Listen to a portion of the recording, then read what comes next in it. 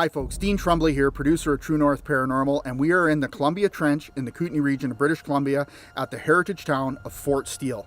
We are going to be filming here in less than a month, and we are really excited.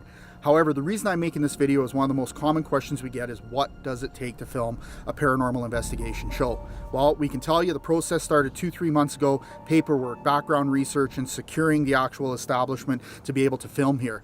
Now we're here and we're doing what we call the pre-testing. So we come here, we shoot some test footage, we also check out the locations, we get some more details on it. We have the field producer Denise Frockledge here as well too, who has a very detailed binder with all the information of what we need in order to pull off a 45-minute episode. However, I do want to state, in 1 month, and this is exciting, John, Karina, and Sarah will be here filming live, investigating the heritage town of Fort Steele for an entire 3-night investigation. But that's not what we're going to be filming. What we're going to be showing you now is some amazing footage, a little bit of teaser on Fort Steele. So let's head out into the town and check out some of the amazing British Columbia history that started in the gold rush.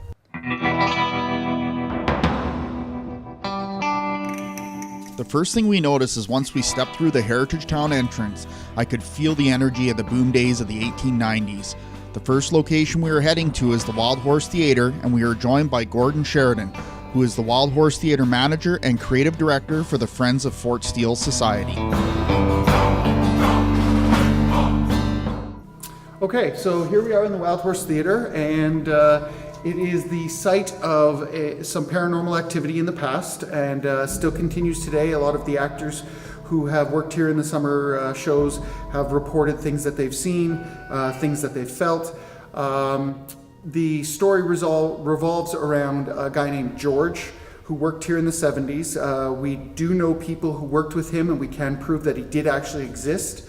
The story goes that he disappeared from here, but his wallet and keys and watch, things he would obviously need, were found upstairs in the office.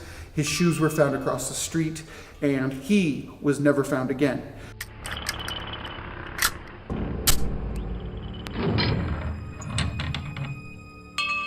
Gordon then told us a story about the old Pioneer Barber Shop.